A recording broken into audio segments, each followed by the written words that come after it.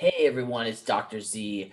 I just wanted to check in to make sure that we're all on the same page, that we're all moving in the same direction in relation to MySQL with the installation all the way to the upload of data.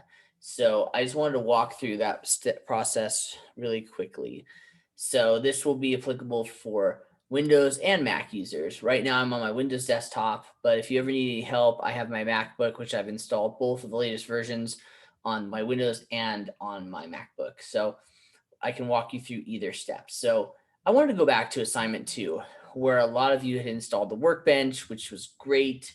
And I wanted to make sure that along the lines with the Workbench installation that you had MySQL installed on your computer, because that's where really the database is going to live. And Workbench works like a graphical user interface where we'll be writing a lot of our code, and it makes for easier data review, code checking, and then previewing of our data. So with that, I just wanted to cover back to assignment 2. So going to MySQL, downloading either for Mac or for PC, if any of those work. I would recommend, if you're using Mac, to make sure your privacy settings have been opened up so you can then install MySQL without any issues. I know that's been a challenge over the last couple of weeks.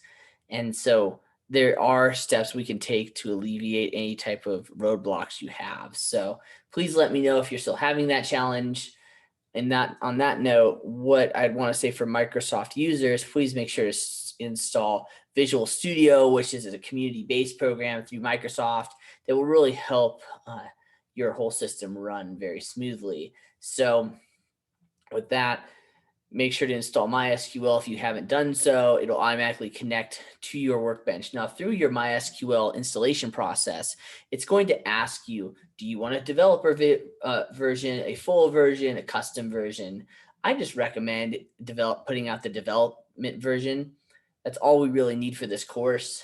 The full version has similar things, maybe a little bit more robust, but developer will be adequate for what we're trying to do. Now, what you'll see is in the MySQL installation process, you have the option of installing Workbench through there. But I would recommend, if you haven't done so, just to install Workbench on top of that. So you have the latest GUI interface, so you can just operate very smoothly. If there are any challenges you have with either of those, please feel free to reach out to me through the Canvas inbox. I try to get back to you within 24 to 48 hours. So then we can alleviate any technical issues that you have. So now that you have MySQL and MySQL Workbench installed, we're going to go to this week's assignment. This week's assignment is really looking at the data structures, the data itself, and the data views. All these different aspects we'll be using in this course. And for this course, we're only going to be using the sale order data. And we'll be creating additional tables, data sets, adding, deleting, modifying information. But that'll be further down the road with what we're going to be doing. So with that, the question that has arisen over the last couple days has been, how do I install this? So you can right click and save this file to your computer, or if you right click and open to a new tab, you'll see all this data that may not be applicable at this point in time. All you have to do is click this and you see it'll just download the file. Now, typically our files download to our downloads folder. However, you don't want it to keep it in your downloads folder. Typically, sometimes we'll delete those. And if your system is looking for that to connect your database to the data, it won't be there. So what I recommend is, just for this 16 weeks, is really just make a folder on your desktop or in your documents where you can save these files. For example, I threw mine on my desktop and it has the 3 different data files. Make sure that those are in there. You don't move that around, because when you start loading it in, you want your data to load every time. So when you go into your MySQL, you can click on Workbench and it'll open up. Now, your schemas may be pre-populated with what's been made available through MySQL as test banks.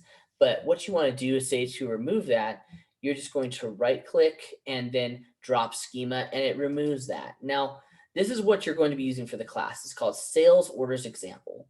Now, in order to load this, which I already did, there's 2 ways you can do it. You can go File, Run SQL. and then you select which one, you would open it, and then you'd say, what's the default name? Typically this won't exist because you haven't uploaded it, but it'll be blank for the first time you run this. So you'll just run it and hit run, and it will populate it. I didn't run it this time because I would try to overwrite it and it wouldn't allow for that because it already exists. So similar, you can do it that way, or you can actually open SQL Script.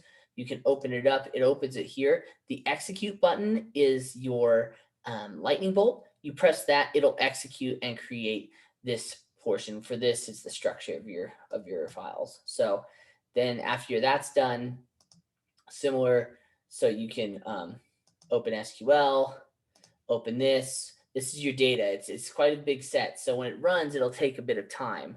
So just take that into account that you'll open it. Well, I'll open it just to show you.